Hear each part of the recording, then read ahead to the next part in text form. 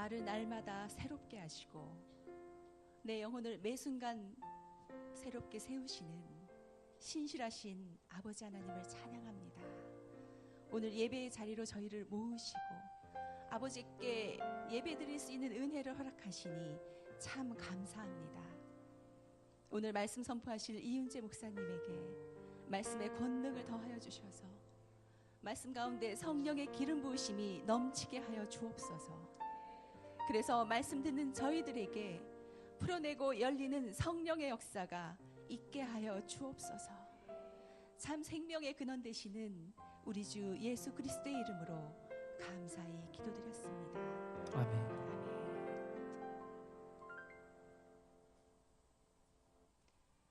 수요오전 여성예배에 오신 여러분을 주님의 이름으로 환영합니다. 우리 옆에 분을 서로 바라보시면서 진심을 다해 마음을 담아서 이렇게 인사해 주시면 좋겠습니다. 당신이 있어서 이 예배의 자리가 빛이 납니다. 당신이 있어서 이 예배의 자리가 빛이 납니다.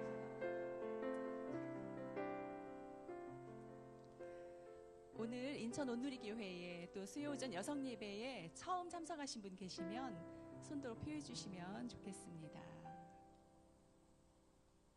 네, 서로 바라보시면서 찬양으로 축복하시겠습니다.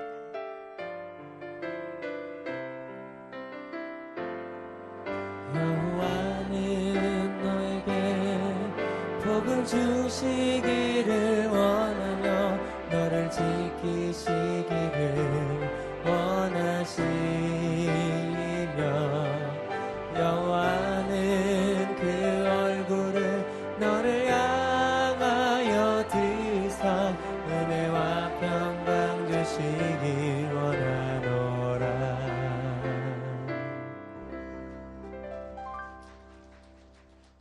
네, 사랑하고 축복합니다.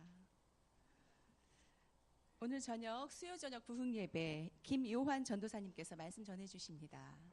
다음 주 수요 오전 여성 예배 이윤재 목사님께서 계속해서 말씀 전해 주십니다. 예배 후 저희 서빙고에서 있었던 마리아 행전 중보기도 헌신자와 선한 이웃 신청자 또 인천 온누리의 모빌팀이 1차 연합 모임을 갖습니다. 예배 마치고 12시 5분부터 3층 나눔실로 오시면 함께 하실 수 있는데요. 신청하지 않으신 분도 관심 있으신 분들은 모두 참석해 주시면 좋겠습니다. 이제 말씀 보시겠습니다. 오늘 말씀은 요한복음 9장 1절에서 12절 말씀입니다. 요한복음 9장 1절에서 12절 말씀입니다. 저와 여러분이 한 절씩 교독하시겠습니다. 예수께서 길을 가실 때에 날 때부터 맹인된 사람을 보신지라. 저들이 물어 이르되 라삐여 이 사람이 맹인으로 난 것이 누구의 죄로 인함이니까 자기니까 그의 부모니까.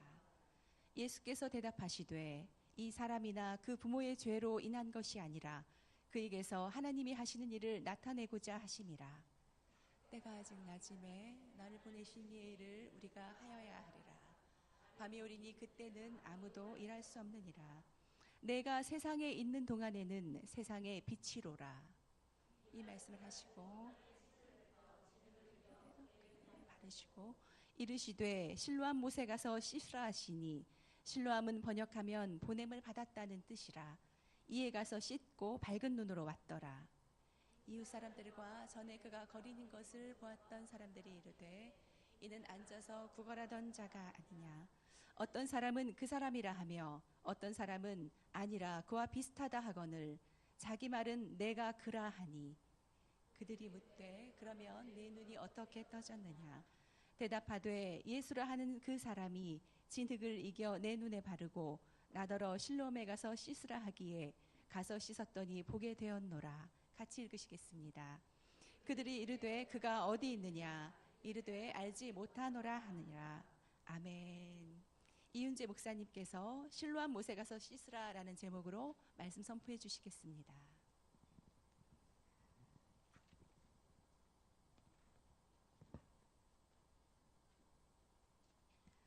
먼저 가슴에 손을 얹고 우리 이렇게 고백했으면 좋겠습니다. 나는 하나님의 사람입니다. 나는 예수 그리스도로 구원받은 사람입니다. 나는 성령 하나님과 동행하는 하나님의 자녀입니다. 아멘. 성령 하나님 우리 가운데 함께 하시는 줄 믿습니다. 아멘. 인간은 자신에게 닥친 한계를 어떻게 넘어갈 수 있을까요? 여러분이 한계 상황이라는 것과 맞물린 적이 한번 있으십니까?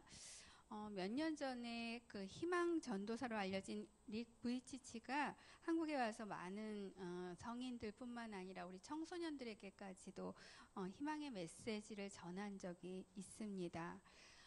아시는 분은 아시겠지만 정말 팔다리가 없이 선천적으로 태어났죠. 팔다리 없이 선천적으로 태어나서 8살 때까지는 자신이 다른 사람과 다른 것도 알지 못했다고 합니다. 그냥 평범하게 잘 지냈는데 자신이 다른 사람과 다르다는 것을 알고 3번이나 자살을 시도한 적이 있다고 합니다. 그러나 무엇보다도 부모님들이 전폭적인 사랑과 또 지원으로 이 릭은 희망을 갖게 되었고 이제는 그 희망을 전하는 아름다운 한 사람으로 서게 된 것입니다. 이제는 결혼도 하고 자녀도 낳고 여러분들이 인터넷을 통해서 이렇게 보시면 아실 거예요. 가족들과 찍은 사진도 올라와 있더라고요. 이젠 둘째 아이도 낳았다고 그런 소식이 있더라고요. 이 부모님들은 정말 릭 부이치치가 정상인들처럼 키웠는데 정상인들이 다니는 중학교, 고등학교를 다 다니게 하고요. 또 그곳에서 릭은 학생회장도 하고 또 스케이트보드도 타고 서핑도 하고 드럼도 연주하고 상상 한번 해보세요. 골프공도 치고 컴퓨터도 서슴없이 그렇게 했다고 합니다. 이렇게 될 수 있었던 것은 릭이 15살에 예수님을 인격적으로 만났고 그래서 그것을 통해서 정말 자신의 인생의 의미를 찾았다는 것이죠. 무엇보다도 하나님을 만나서 자신의 인생의 의미를 찾은 것입니다. 그의 책 가운데 이런 내용이 있습니다. 나는 단지 팔과 다리가 없어 불편한 장애인이 아니라 날마다 도전하는 사람이라고. 하나님 안에서 희망을 가지고 도전하는 사람이라는 그런 고백인 것이지요. 그런데 여러분이 만약에 이렇게 릭과 같은 사람을 볼 때 여러분의 마음 안에 제일 먼저 떠오르는 생각은 어떤 것입니까? 예수님은 초막절이 되어서 예루살렘에 올라가셨습니다. 그리고 당신이 세상의 빛이 되심을 또 진리가 되심을 가르치셨습니다. 이 진리는 바로 사람들에게 구원을 주는 생명의 말씀인 것입니다. 이 생명의 말씀을 우리가 믿음으로 받아들일 때 우리는 말씀으로 오신 그 예수님을 만나게 되는 것이고 우리는 죄와 사망의 길에서 벗어나서 진리로 인해서 자유케 되는 줄 믿습니다. 이렇게 자유를 얘기할 때 많은 세상의 사람들은 우리 육신의 자유, 우리가 어떤 것에 구속되지 않고 자유로워지는 이런 것들을 더 많이 생각을 하지요. 그러나 예수님이 오셔서 우리에게 자유를 말씀하시는 것은 우리의 죄와 사망의 법에서 우리를 해방시키셔서 정말 그 진리 가운데 우리를 자유케 하신 줄 믿습니다. 요한복음에서는 예수님이 자신이 누구신지를 나타내는 그 7가지 선언이 나온다고 말씀드렸습니다. 제가 여러 번 반복을 했죠. 예수님은 나는 생명의 떡이요, 나는 세상의 빛이요, 나는 양의 문이요, 또 나는 선한 목자요, 나는 부활이요 생명이요, 나는 길이요 진리요 생명이요, 나는 참 포도나무라고 그렇게 선언을 하십니다. 우리가 계속해서 그 말씀들도 같이 보고 있는데요. 예수님이 말씀하신 이 선언에 대해서 우리가 정말 분명히 안다면 우리는 흔들리지 않고 세상 가운데서 정말 주님과 함께 담대히 살아갈 수 있을 줄 믿습니다. 아멘. 8장에서는 예수님은 나는 세상의 빛이라고 선언하셨는데 우리가 오늘 9장을 보고 있는데 이 9장에서는 그것을 입증하는 또 하나의 표적을 보여주고 계십니다. 우리 다시 한번 1절, 2절, 3절 같이 한번 읽겠습니다. 예수께서 길을 가실 때 날때부터 맹인된 사람을 보신지라 제자들이 물어 이르되 납비여 이 사람이 맹인으로 난 것이 누구의 죄로 인함이니까 자기니까 그의 부모니까 예수께서 대답하시되 이 사람이나 그 부모의 죄로 인한 것이 아니라 그에게서 하나님이 하시는 일을 나타내고자 하심이라. 첫 번째 예수님은 하나님이 하시는 일을 나타내고자 그 일을 하신다고 말씀하십니다. 예수님이 길을 가고 계셨습니다. 또 제자들이 함께 그 길을 같이 가고 있었는데요. 이 예수님이 날 때부터 눈먼 사람을 보게 되십니다. 옆에 함께 분명히 제자들도 같이 있었는데 분명히 이 사람을 함께 보고 있었는데 그런데 반응이 다릅니다. 이 제자들은 이렇게 묻습니다. 예수님께 이 사람이 눈먼 사람으로 태어난 것이 누구의 죄로 인함입니까? 발음이 잘 안 돼요. 이니까 자기니까 그의 부모이니까. 예수님이 이 사람을 보고 계셨어요. 누군가를 보고 계셨는데 그 사람을 보고 계셨어요. 이 사람은 자신을 예수님이 보고 계신 것을 알지 못하죠. 왜냐하면 날 때부터 눈이 멀었기 때문에 볼 수 없는 것입니다. 그런데 예수님은 그 사람을 보고 계셨습니다. 주님이 마치 우리가 주님을 알기 전에 우리를 궁일이 여기시고 우리에게 찾아오신 것처럼, 그리고 우리에게 오셔서 사랑한다고 말씀하신 것처럼 사랑의 눈길로 그 사람을 보고 계셨습니다. 측은히 여기시고 불쌍히 여기시고 그 사랑으로 그 날 때부터 눈먼 그 사람을 보고 계신 것입니다.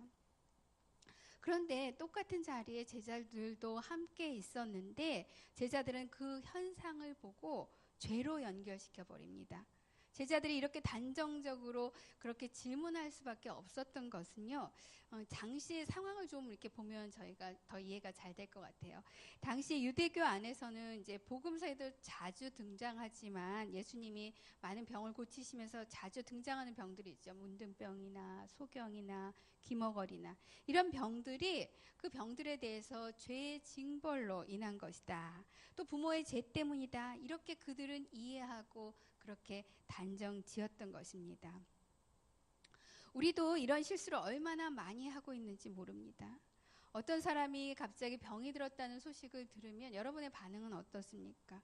속에서 혹시 갑자기 그 사람이 어떤 잘못을 했나? 이런 생각이 들진 않으십니까? 어떤 사람이 사고를 당했다는 소식을 들으면 아니 무슨 잘못을 저질렀길래, 무슨 죄를 저질렀길래. 정말 있어서는 안 되는 일이지만 오래전에, 몇 년 전에 성수대교가 무너지는 그런 사고가 있었죠. 아침 출근 시간에 성수대교가 이렇게 가운데가 그냥 끊어져 내렸습니다. 그래서 그 위를 지나가던 버스도 자동차도 다 같이 추락을 했고요. 또 그 시간이 출근 시간이고 등교 시간이었기 때문에 그 근처에 있던 학교로 가던 아이들이 참 많이 사고를 당했습니다. 그곳에 있었던 사람들의 죄 때문이었을까요? 그렇다면 이 땅에서 우리가 정말 살아 숨 쉴 수 있는 사람이 몇이나 될까요? 이 땅에서 우리가 살아가는 우리 삶에는 고난도 있고 또 장애도 있고 또 참으로 많은 이해할 수 없는, 우리의 생각으로는 이해할 수 없는 어려움들이 우리 가운데 있습니다. 아마 다 그런 어려움들을, 그런 고난들을, 그런 장애들을 겪어보셨을 것입니다. 그것을 죄의 형벌이라고 우리가 말할 수 있습니까? 그렇다면 하나님 안에서 살고 있는 우리에게 형통함이라는 것은, 축복이라는 것은 무엇일까요? 우리는 세상에서 살고 있기 때문에 세상에서 이미 진리가 아닌 것들에 익숙해지고 그것을 마치 진리처럼 받아들이고 있는 그러한 가치관들이 우리 가운데 참으로 많은 것을 경험하게 됩니다. 이것을 우리가 또 다른 말로 이제 세계관이라고 말하는데요. 정말 하나님께로부터 온 예수님이 말씀하신 그 진리 가운데 세워진 세계관이 아니라면 오히려 그것이 우리를 올가매는 그러한 올무가 될 수 있다는 것입니다. 그래서 사람들은 이런 말들을 많이 하죠. 이런 생각들을 갖고 있습니다. 선행을 하면 좋은 곳으로 갈 수 있다고 여기고 사랑도 없는 그런 선행을 행하기에 급급합니다. 분명 선행은 필요한 것이죠. 예수님이 말씀하신 것처럼 선한 일들은 우리 가운데 정말 있어야 하고 우리는 그런 일들을 행해야 합니다. 그러나 그것이 하나님의 사랑이 없이 한다면 그것이 얼마나 오래 그것을 지속할 수 있을까요? 또 그것의 열매가 있을까요? 우리가 갖고 있는 세계관, 주님으로부터 오지 않은 이러한 가치관이나 편견은 우리가 하나님 앞에 나가는 그 길에 오히려 장애물이 될 수 있다는 것입니다. 다시 1절로 돌아가면 예수님은 날 때부터 눈먼 그 사람을 보십니다. 2016년 저희 온누리교회 표가 이거죠. 예수님을 바로 보여주는 사람들입니다. 그런데 이 예수님을 바로 보여주는 사람들이 되기 위해서는 먼저 우리가 예수님을 바로 보고 예수님을 바로 알고 예수님이 바라보시는 그것을 우리도 같이 보아야 한다는 것입니다. 그래서 예수님의 마음이 있는 그곳에, 예수님이 바라보는 그곳에 우리도 바라보고 우리 마음도 함께 해야 한다는 것이지요. 지난 큰 마리아 행전의 주제가 예수님처럼이었습니다. 예수님처럼 바라보고 예수님처럼 기도하고 예수님처럼 살자는 그러한 주제를 가지고 저희가 기도하고 예배했는데, 예수님처럼 그렇게 살아내는 것이 바로 우리를 이 땅에 두신 목적이고 또 우리의 사명인 줄 믿습니다. 예수님이 바라보시는 그곳에, 또 예수님의 마음이 있는 그곳에 여러분의 눈길도 또 여러분의 마음도 그곳에 함께 하시기를 축원합니다. 아멘. 한 가지 더 생각해 보면, 날 때부터 눈먼 자로 태어났다는 것은요, 하나님 없이 그 인생만을 보면 정말 그것은 고난이고 역경이고 또 더할 수 없는 장벽 앞에 그가 선 것이지요. 그런데 이를 보면서 제자들은 날 때부터 볼 수 없게 된 것이 누구의 죄냐고 묻고 있는 것입니다. 우리 3절 같이 한번 읽겠습니다. 예수께서 대답하시되 이 사람이나 그 부모의 죄로 인한 것이 아니라 그에게서 하나님이 하시는 일을 나타내고자 하심이라.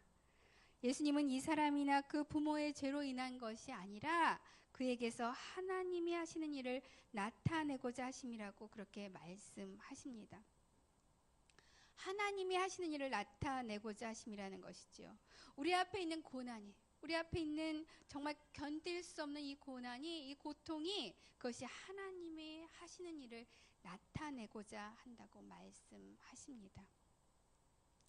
이전에 장애아를 키우셨던 어떤 집사님이 하셨던 그 간증이 생각이 납니다. 참으로 그 아이를 받아들이는 것이 어려운 마음이셨을 텐데 기도하는데 이런 마음을 주셨다고 합니다. 내가 너를 믿는다고. 그래서 이 아이를 내게 맡기는 것이라고. 너는 이 아이를 맡아줄 수 있을 것 같아서 내가 너에게 이 아이를 맡기는 것이라고. 이런 마음의 소리를 들으셨다고 하시는 그 간증이 기억이 납니다. 때로는 애매한 고난이, 이해할 수 없는 그 고난이 우리 삶 가운데 있습니다. 때로는 정말 잘못된 일로 인해서 우리가 고난을 받을 수도 있습니다. 그럴 때는 우리가 알죠. 이것이 어떤 것에서 온 것인지 그것은 우리가 알 수 있습니다. 그러나 정말 선한 일을 했는데도 불구하고 결과는 오히려 어려움을 당하는 경우가 있다는 것입니다. 예수님은 항상 선한 일을 하셨지만 우리를 위해 고난을 받으셨습니다. 이사야 말씀이지요. 그가 찔림은 우리의 허물을 인하며 그가 상함은 우리의 죄악을 인함이라. 그가 채찍에 맞음으로 우리가 평화를 누리고 그가 징계를 받음으로 우리가 나음을 입었도다. 우리는 다 양 같아서 무릇 행하여 각기 제 길로 갔거늘 여호와께서는 우리 모두의 죄악을 그에게 담당시키셨도다. 주님은 우리를 위해서 십자가를 지셨고 우리를 위하여 피 흘리셨습니다. 어떤 이는 믿지 않는 가정에서 믿음을 지키기 위해서 정말 열심히 새벽 제단을 쌓고 새벽 기도를 하면서 평생을 애를 썼는데 남편의 폭력에, 외도에, 또 심지어는 시부모의 그런 어떤 핍박까지, 모든 것이 정말 그 막다른 길에 내몰린 것 같은, 삶이 자신 앞에 와 있을 때 갈 바를 알지 못하고 정말 벼랑 끝에 선 것 같은 그러한 자신을 보게 된다는 것입니다. 또 어느 날 태어나 보니까 자신에게 주어진 가정은 아버지와 어머니가 날마다 폭력과 또 폭언과 또 24시간 동안 돌봐야 하는 그런 동생까지, 그래서 거기다가 자신이 가장의 역할까지 해야 하는 그런 짐까지 어깨를 짓누르고 있다는 것입니다. 전에 어떤 선생님이 이런 말씀을 하신 적이 있어요. 네가 그 가정에 태어난 것은 너의 책임이 아니다. 네가 책임질 것은 너의 인생이지. 네가 그 상황 가운데 있는 것은 그것은 너의 책임이 아니라고 했던 그런 말씀이 생각이 납니다. 또 건강만큼은 자신했는데 어느 날 건강검진을 해보니까 암이라는 통보를 받고 정말 하늘이 무너지는 것 같은 그런 경험을 하게 되었다는 것입니다. 왜 내게 그런 일이, 내가 어떻게 살았는데 이제껏 다른 사람에게 피해를 주지 않고 내가 정말 선하게 살려고 애를 썼는데 왜 이런 일이 내게 일어나느냐는 것이지요. 이런 고난 가운데 원망과 좌절과 낙심이 여러분을 주저앉힌 적은 없으십니까? 하나님은 누구십니까? 그분은 우리를 지으시고 또 우리를 부르시고 우리를 자녀 삼으시고 우리와 함께 하시며 우리를 인도하시는 우리의 구원의 하나님이신 줄 믿습니다. 아멘. 우리가 이미 하나님의 자녀라면 우리는 이미 하나님의 구속사 가운데 하나님과 함께 가고 있는 줄 믿습니다. 이 사람이나 그 부모의 죄로 인한 것이 아니라 그에게서 하나님이 하시는 일을 나타내고자 하심이라. 우리의 삶을 통해서 주님의 그 하시는 일을, 주님의 영광을 드러내시기 위해서 때로는 우리가 다 이해할 수 없는 그런 고난도 허락하신 줄 믿습니다. 시편의 말씀이지요. 고난당한 것이 내게 유익이라 이로 말미암아 내가 주의 율례들을 배우게 되었나이다. 의인은 고난이 많으나 여호와께서 그의 모든 고난에서 건지시는도다. 우리를 고난 가운데 건지시고 우리를 통해서 하나님이 하시는 일을 나타내실 줄 믿습니다. 아멘. 길이요 진리요 생명이신 주님이 바로 저와 여러분의 도움이시고 피난처가 되실 줄 믿습니다. 그 주님이 여러분과 함께하고 계십니다. 아멘. 그 하나님을 신뢰하며 오늘도 승리하는 여러분들 되시기를 축원합니다. 아멘. 우리 4절 5절 같이 읽겠습니다. 때가 아직 낮음에 나를 보내신 이의 일을 우리가 하여야 하리라.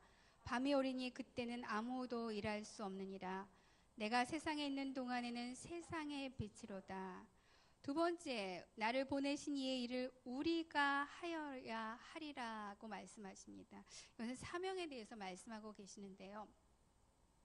4절에 보면 낮은 예수님이 계신 동안 당시로 보면 이제 공생의 기간을 말하고 있습니다. 이 시간은 정말 특별한 시간이시죠. 예수님이 이 땅 가운데 오셔서 정말 공적인 그러한 일들을 통해서 우리에게 생명을 주시기 위한 그 일들을 이루어 가시는 시간입니다.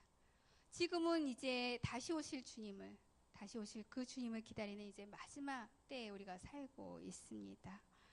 예수님은 나를 보내신 이의 일을 우리가 하여야 하리라 그렇게 말씀하셨습니다. 예수님은 이 땅에서 하시는 사명에 대해서 말씀하고 계신데요. 이것을 우리가 하여야 한다고 말씀하고 계십니다.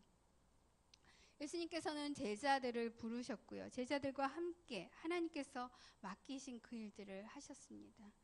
예수님이 어떠한 일을 하셨는지 가장 정확하게 이제 설명하고 있는 게 마태복음 4장 23절이죠. 예수께서 온 갈릴리에 두루 다니시면서 그들을 회당에서 가르치시면서 천국 복음을 전파하시면서 백성 중에 모든 병과 모든 약한 것을 고치시니 예수님께서 그 당시의 율법을 회당에 가셔서 그 당시에 알아야 할 그 율법들을 가르치셨고요. 또 천국 복음에 대해서, 왜 하나님의 나라에 대해서, 또 구원에 대해서, 죄에 대해서 이 놀라운 복음을 선포하고 계셨고요. 또 아픈 자들, 병든 자들, 약한 자들을 불쌍히 여기시고 그들을 고치셨습니다. 제자들은 예수님과 함께 다니면서 이 일들을 보고 배우고 또 그 일들을 감당하게 됩니다. 나를 보내신 이의 일을 우리가 하여야 한다고 말씀하신 것처럼 이제 그 일을 위해서 저와 여러분을, 우리를 초청하신 줄 믿습니다. 예수님이 하신 그 일을, 그 사명을 저와 여러분이 바로 우리가 감당해야 하는 줄 믿습니다.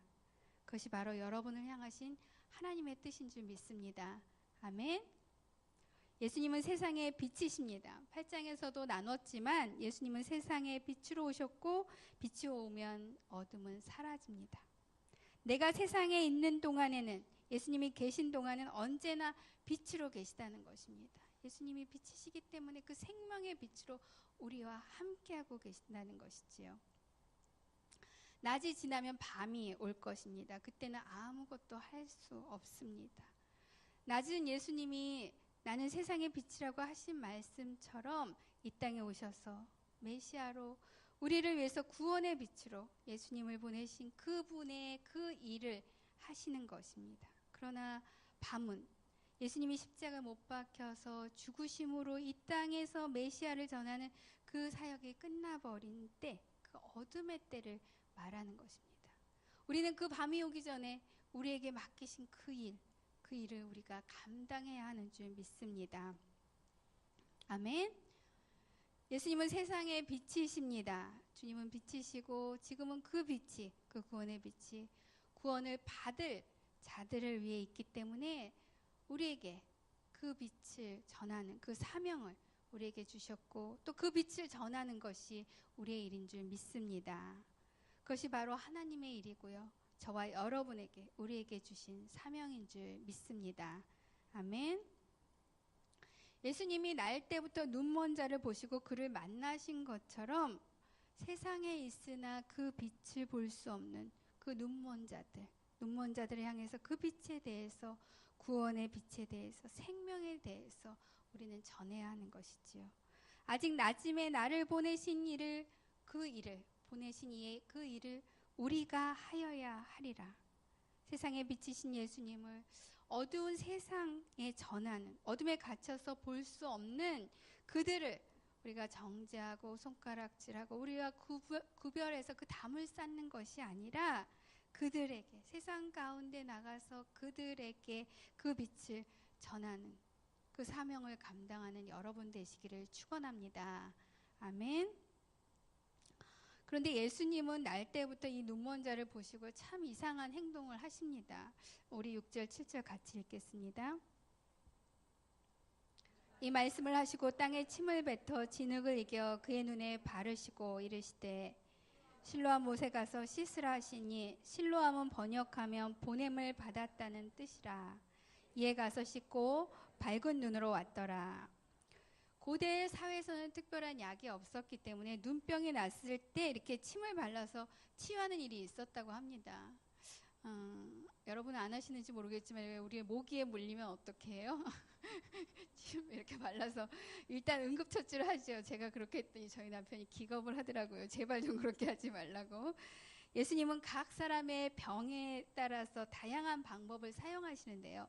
마가복음을 보면 귀먹고 또 이제 말더듬는 자를 데려왔을 때 손가락을 그 양쪽 귀에다가 넣고서 침을 뱉어서 그 혀에 손을 대고 이렇게 기도하시는, 그리고 말씀을 하십니다. 에바다 이렇게 말씀하시죠. 열리라는 그 뜻의 말씀을 하십니다. 그때 귀가 열리고 혀에 맺힌 것이 풀려서 그가 말할 수 있게 됩니다. 또 마가복음 8장을 보면 벳세다에서 사람들이 보지 못하는 사람을 데리고 왔을 때 다시 그 사람의 눈에 침을 바른 것이 아니라 침을 뱉으시고, 거기다 뱉으시고 손을 얹고 그렇게 안수하십니다. 문둥병자는 어떻게 하십니까? 직접 손을 대십니다. 당시에는 이게 금기죠. 그 올물가와 사람들이 오히려 손을 대지 않는데 예수님은 몸에 손을 직접 대시고 그렇게 치유해 주십니다. 중풍병자들이 왔을 때 말씀을 하시고 치유하시고 각 사람에게 다양한 방법으로 치유하십니다. 중요한 것은요, 각 사람의 처지를 보셨다는 것입니다. 그들을 보셨다는 것입니다. 그리고 그들을 아셨다는 것입니다. 그리고 그에 맞는 방법으로 그들을 구원하셨다는 것입니다. 자신이 세상의 빛이라고 말씀하신 예수님은, 자신이 세상의 구원의 빛이라고 그렇게 말씀하신 예수님은 땅에 침을 뱉어서 진흙을 이겨서 그의 눈에 바르십니다. 그리고 말씀하십니다. 실로암 못에 가서 씻으라. 실로암 못에 가서 씻으라고 말씀하십니다. 이 실로암 못은요, 당시 예루살렘 성 안에 있던 그런 식수원이었습니다. 예루살렘 성전 남쪽 골짜기 입구에 있었다고 하는데요. 제가 아직 이스라엘을 못 가봐서 실제 본 것처럼은 얘기 못하지만, 네, 이것은 이제 구약 시대로 가면 구약 시대에 그 히스기야 왕이 성 밖에 있던 기온 샘물의 그 물을 이 안에 예루살렘 성 안으로 끌어들이기 위해서 지하 수로를 놓죠. 그래서 우리가 히스기야 터널을 들어보셨잖아요. 당시에 이제 아수르라든지 주변의 나라들과 싸움들이 많았는데 이런 싸움들이 있으면 제일 중요한 게 뭡니까? 물과 식량이잖아요. 그래서 그들이 이런 성에 갇히게 되면 어려움을 당하게 됩니다. 그래서 이제 히스기야 왕이 이 물을 안으로 성 안으로 끌어들이는 그 일들을 하게 되는 거지요. 식수를 위해서 성 밖의 수원지에서 이제 성 안으로 물을 끌어들여서 저장한 것이 바로 이 실로암 못인 것입니다. 실로암은 오늘 우리가 읽은 것처럼 보냄을 받았다는 그런 뜻을 갖고 있는데요. 실로암 못의 물이 성 밖의 기온 샘물로부터 수로를 통해서 보내준 그런 물이라는 뜻입니다. 사도 요한은 이 못의 그 이름을 강조하고 있습니다. 보냄을 받았다. 보냄을 받았다. 생수의 근원 되신 예수님. 우리는 예수님으로부터 생수를 공급받고 또 예수님의 그 생명을, 그 빛을 전하기 위해 세상 가운데 보냄을 받은 자들인 줄 믿습니다. 실로암 못에 가서 씻으라. 실로암으로 보냄을 받고 그곳에서 씻고 구원을 얻게 됨을 말씀하고 있습니다. 우리가 예수 그리스도 앞에 나갈 때, 믿음을 가지고 우리가 예수 그리스도 앞에 나갈 때 우리는 생명을, 구원을 얻게 되는 줄 믿습니다. 아멘. 이 구원이 어떻게 이루어지는 것입니까? 우리가 여기에서 오늘 본문을 통해서 세 가지의 어떤 단계를 한번 살펴볼 수 있는데요. 첫 번째는 갈망함과 신뢰의 단계라는 것입니다. 6절에서 예수님이 땅에 침을 뱉어 진흙을 이겨 그의 눈에 바르시는 그 장면이 나옵니다. 눈먼 사람은 그것을 그냥 받아들이죠. 자신에게 예수님께서 행하신 그 일들을 그냥 받아들입니다. 이것은 바로 자신은 지금은 볼 수 없지만 자신 앞에 계신 그 이의 말씀을 듣고 그를 신뢰한 것입니다. 나는 세상의 빛이라. 이 눈먼 사람은 빛을 본 적이 없습니다. 그런데 나는 세상의 빛이라고 하신 그 말씀을 신뢰하고 지금은 볼 수 없지만 그 빛을 보기를 간절히 원했다는 것입니다. 여러분 안에 그 간절함이 있으십니까? 그 빛이신 주님을 신뢰하십니까? 아멘. 두 번째는 순종의 단계입니다. 말씀을 듣고 결단하고 행하는 그 순종의 단계이죠. 실로암 못에 가서 씻으라. 말씀을 듣고 눈이 보이지 않는 이 눈먼 이 사람은 그곳으로 갑니다. 이 사람은 아직 볼 수가 없는데 상상해 보십시오. 아직 볼 수가 없습니다. 그 실로암을 찾아갑니다. 누가 함께 갔는지 이 사람을 데려갔는지 우리는 성경을 통해서는 알 수 없지만 분명히 어려움이 있었다는 것은 우리가 짐작할 수 있습니다. 순종은 때로 많은 걸림돌이 있습니다. 우리가 순종을 하려고 할 때면 많은 걸림돌이 우리 앞에 있는 것을 경험합니다. 받아들이기 힘든, 머리로는 이해되지 않는 것들도 있습니다. 그러나 우리가 신뢰함으로 순종할 수 있는 줄 믿습니다. 그가 세상에 있는 이보다 크신 이이고 그가 바로 그리스도이심을 믿기 때문에 그가 하신 그 말씀을 우리가 순종하며 나갈 수 있는 줄 믿습니다. 주님은 우리의 순종을 통해서 하나님께서 하시는 그 일을 나타내실 줄 믿습니다. 예수님의 그 순종을 통해서요. 그가 십자가를 지심을 통해서 우리는 영원한 생명을 얻게 된 것입니다. 만약에 예수님의 그 순종이 없었다면 우리는 죄 가운데, 어둠 가운데, 사망 가운데 아직도 그렇게 있을 것입니다. 가브리엘 천사의 수태고지를 듣고 놀랐지만 주의 여정이 오니 주의 말씀대로 이루어지이다. 이렇게 말씀 앞에 순종을 드린 마리아처럼 말씀 앞에 순종하며 하나님께서 하시는 그 일들을 나타내시는 여러분들이 되시기를 축원합니다. 아멘. 주의 말씀을 듣고 이제 실로암 못으로 가서 씻는 여러분들이 되시기를 축원합니다. 아멘. 이에 가서 씻고 밝은 눈으로 왔더라. 세 번째 순종의 결과는 회복입니다. 구원은 우리를 어둠에서 빛으로 옮기는 것이고요. 생명의 빛 가운데 거하게 하시는 줄 믿습니다. 눈먼 이 사람은요, 말씀에 순종함으로 그곳을 찾아가서 참으로 어려운 난관들이 있었을 텐데 그곳을 찾아가서 밝은 눈으로 돌아옵니다. 이게 중요한 거잖아요. 밝은 눈이 되었다는 거. 여기서 나왔는지는 잘 모르겠지만 그 안과 이름들이 밝은 눈 안과, 뭐 실로암 안과 이런 이름들이 참 많더라고요. 그러나 그것은 보여지는 현상일 뿐이고 우리는 정말 주님께서 말씀하시는 그 말씀에 우리가 순종할 때 우리 안에 진정한 자유함, 죄에서 구원함을 얻게 된다는 것을 우리는 기뻐해야 하는 줄 믿습니다. 빛이신 예수님, 생명이신 예수님이 우리와 함께하고 계심을 우리가 기뻐해야 하는 줄 믿습니다. 아멘. 6, 7절을 보면 여기서 다시 한번 예수님이 하시는 일과 우리의 할 일을 볼 수 있습니다. 세상에 빛이신 예수님은 땅에 침을 뱉어서 진흙을 이겨서 그의 눈에 바르셨습니다. 그리고 말씀하시죠. 실로암 못에 가서 씻으라. 이렇게 말씀하십니다. 주님은 먼저 날 때부터 눈먼 이 사람을 보셨고요.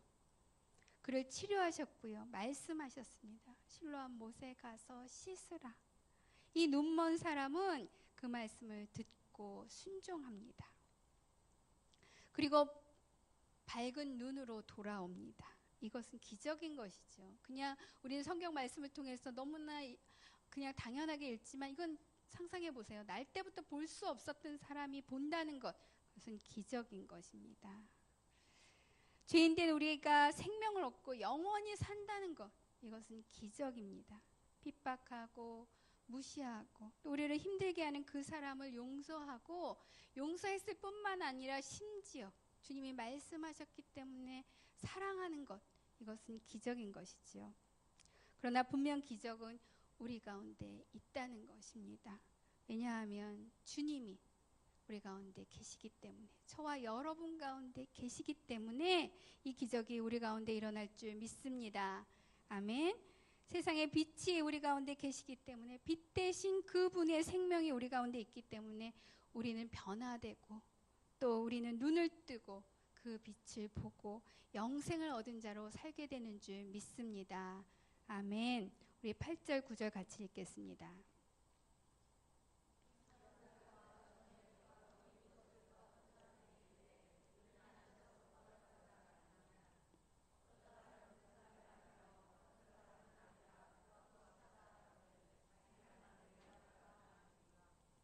세상의 소리는 분분합니다. 세상에는 여러 가지 소리들이 있습니다. 그 세상의 소리에 귀 기울이지 마시고요. 주의 말씀에 순종하는 여러분들 되시기를 바랍니다. 주변에 있던 이웃 사람들, 그가 이전에 어떤 모습인지 보았던 사람들이 그 사람의 옛 모습을 기억합니다. 지금 그가 보게 된 것에 주목하기보다도 그들은 그가 앉아서 구걸하던 자라는 것입니다. 앉아서 구걸하던 자가 어떻게 볼 수 있냐는 것이지요. 예수님을 만나면 변화될 줄 믿습니다. 빛이신 예수님을 만나면 보게 될 줄 믿습니다. 아멘.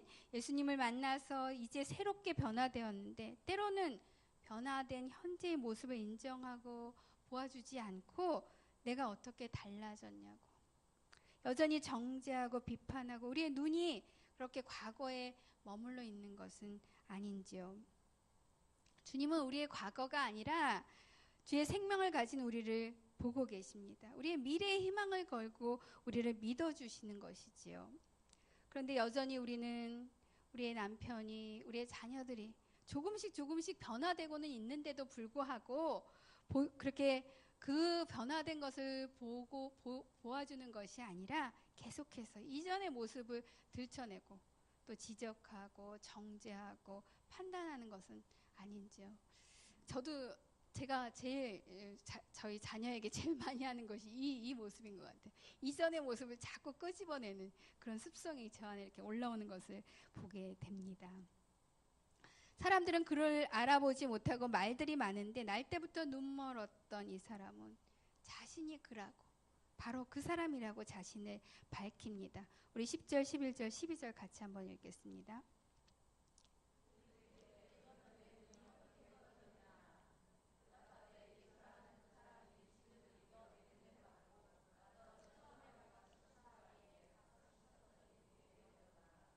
그들이 이르되 그가 어디 있느냐 이르되 알지 못하노라 하니라. 세 번째, 이제는 증인된 삶을 살라는 것입니다. 사람들 앞에 믿을 수 없는 일이 일어났습니다. 날 때부터 눈먼 사람, 볼 수 없던 그 사람이 이제 밝은 눈으로 보고 있습니다. 사람들이 내 눈이 어떻게 떠졌느냐고 묻습니다. 예수라 하는 그 사람이 진흙을 이겨서 내 눈에 바르고 나더러 실로암에 가서 씻으라게 가서 씻었더니 보게 되었다고 고백합니다. 날 때부터 눈먼 이 사람은요, 자신이 보게 된 것에 대해서 증언하면서 그가 누구인지를 고백합니다. 11절에서는 예수라 하는 그 사람이라고 이렇게 고백을 하죠. 이렇게 고백하는데 17절 뒤로 넘어가면 어떻게 나오냐면 17절 한번 보여주세요. 이에 맹인되었던 자에게 다시 묻되 그 사람이 내 눈을 뜨게 하였으니 너는 그를 어떠한 사람이라 하느냐 대답하되 선지자니이다. 예수라 하는 그 사람, 그저 그 사람의 이름만 알았는데 그가 선지자라고, 이제는 예수님이 구약의 선지자들과 같이 자신에게도 그렇게 보여졌다는 것입니다. 그리고 31절에서는 다시 한번 보여주십시오. 31절 같이 읽겠습니다. 하나님이 죄인의 말을 듣지 아니하시고 경건하여 그의 뜻대로 행하는 자의 말은 들으시는 줄을 우리가 아나이다. 어떻게 고백하냐면 경건하여 그의 뜻대로 행하는 자, 그가 누구입니까? 하나님입니다. 경건하여 하나님의 뜻대로 행하는 자라고 고백합니다. 조금씩 그에 대해서 알아간다는 것입니다. 이제는 눈먼 자가 아니라 밝은 눈을 가진 자로 그가 누구신지 조금씩 알아가게 되는 것입니다. 우리 38절 같이 읽겠습니다. 이르되 주여 내가 믿나이다 하고 절하는지라. 이르되 주여 내가 믿나이다 하고 절하는지라. 베드로가 주는 그리스도시요 살아계신 하나님의 아들이시라고 고백했던 것처럼 이제는 주님으로 고백합니다. 그를 믿는다고 고백합니다. 날 때부터 눈물었던 이 사람이 이제 밝은 눈을 갖고 보게 되면서 예수가 누구신지 알아가면서 이 사람의 고백도 또한 변화되고 있습니다.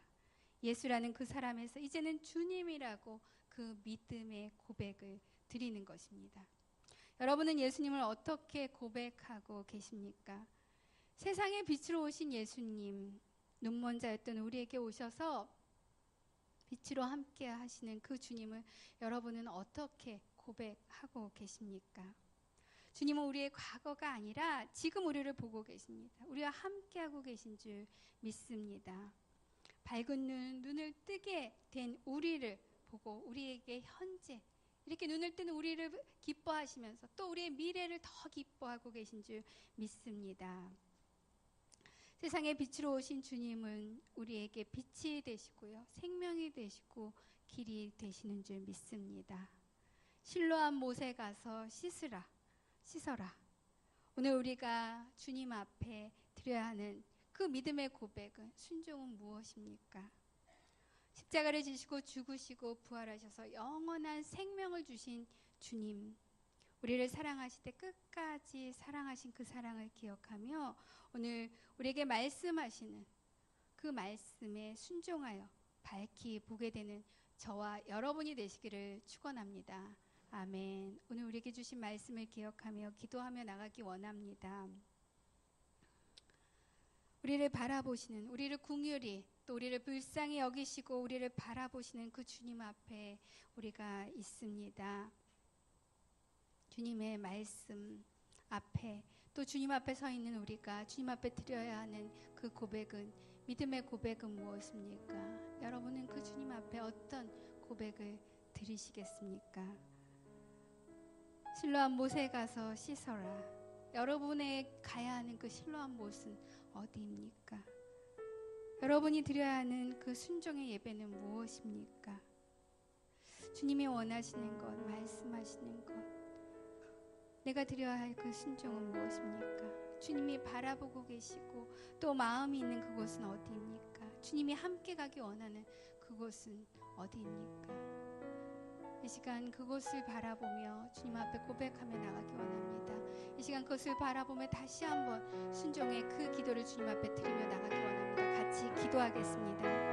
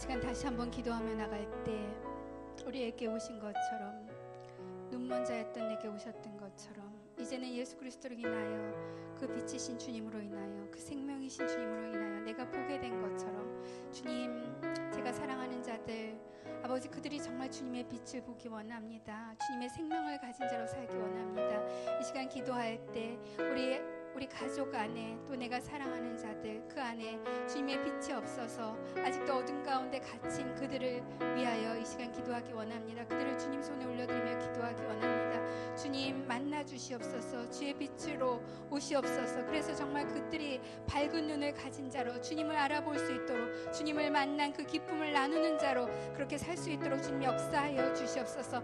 이렇게 그들이 정말 주님을 만날 수 있도록 우리 사랑하는 자들을 주님 손에 올려드리며 기도하며 나가겠습니다. 아버지, 이 시간 기도합니다. 주님이 말씀하신 것처럼 하나님 아버지 보내주신 말씀이 하나님의 가정과 임하게 하시니 감사합니다. 우리의 자녀가 하나님 남편이 아버지 하나님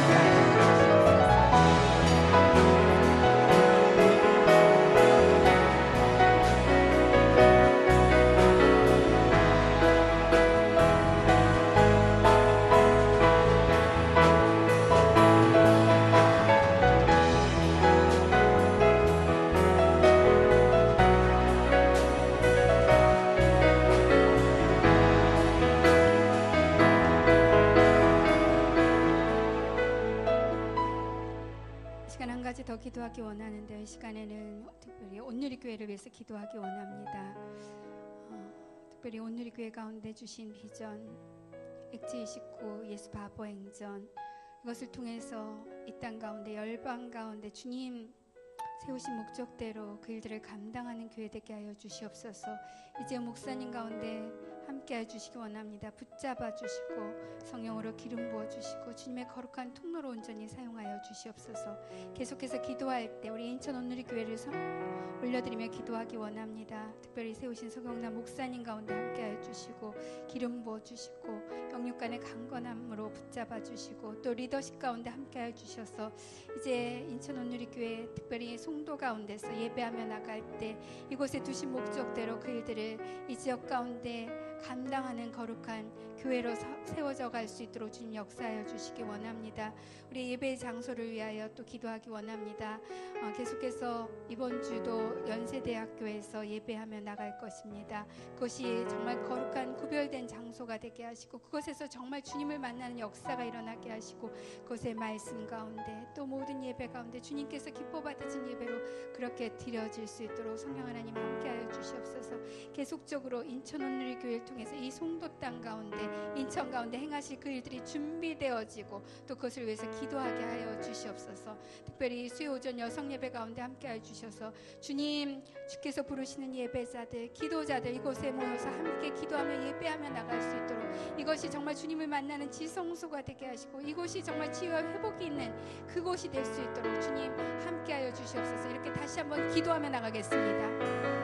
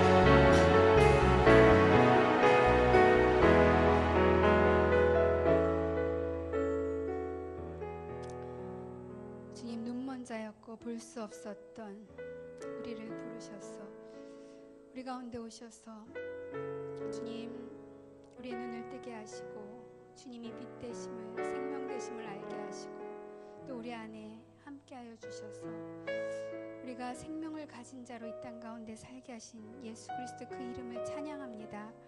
주님,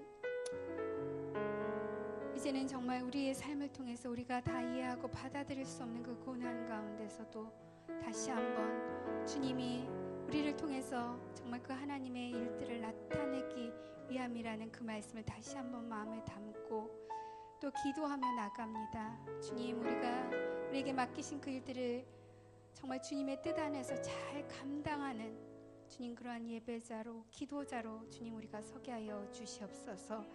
그래서 말씀하신 것처럼 실로암 못에 가서 씻으라는 그 말씀 앞에 주님 다시의 순종의 예배를 주님 앞에 드리며 나가는 주님 마리아들 되게 하여 주시옵소서.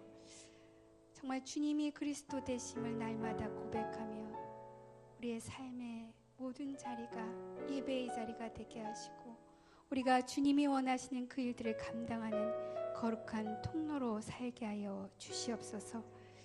또한 우리가 주님의 빛을 볼 수 있게 하신 것처럼 우리로 그렇게 주님의 빛을 보고 또 증거하게 하신 것처럼 주님, 우리 곁에 사랑하는 자들이 있습니다. 또한 아직도 어둠 가운데 갇힌 자들이 있습니다. 주님, 우리가 그들을 찾아 나설 때 주님, 우리를 주님의 축복의 통로로 그렇게 사용하여 주시옵소서. 또한 그들을 만나 주셔서 주의 빛을 보고 주님을 증거하는 주님의 백성으로 함께 살아갈 수 있도록 그렇게 역사하여 주시옵소서. 우리 가운데 그렇게 함께 하실 주님을 찬양하며 이 모든 것을 올려드리며 이제는 우리 주 예수 그리스도의 그 크신 은혜와 그 아들을 이 땅 가운데 보내주신 하나님 아버지의 끝없는 사랑과 성령 하나님의 감화 감동 교통 역사하심이 이제 다시 주님 앞에 순종하며 말씀 앞에 선 마리아들 가운데, 그들의 삶 가운데, 그들의 일터 가운데, 그들의 가정 가운데, 또 땅끝에서 주의 복음을 전하는 선교사님들 가운데 지금부터 영원히 함께 하시기를 간절히 축원하옵나이다. 아멘.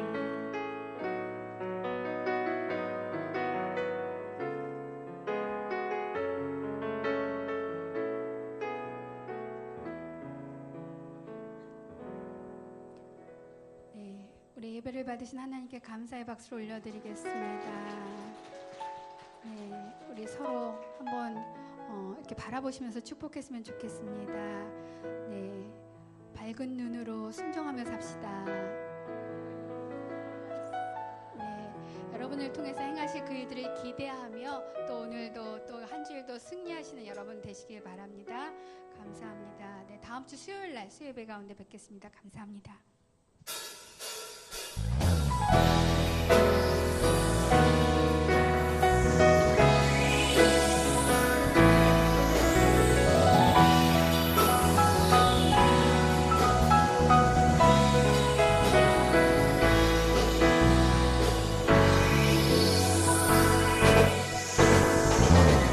어디 있는 모든 만물 다 나와서 주 찬양하라.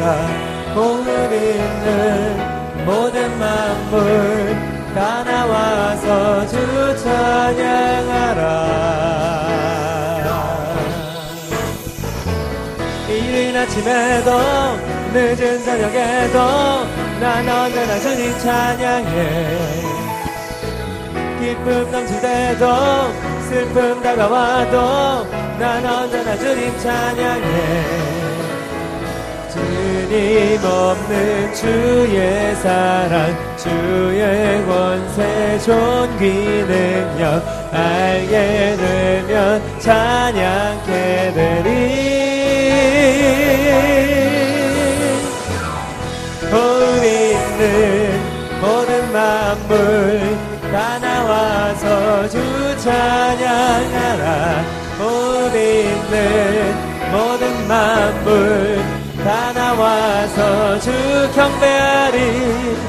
경배하리 경배하리 경배하리. 내 호흡 다해 경배하리 경배하리 경배하리. 내 호흡 다해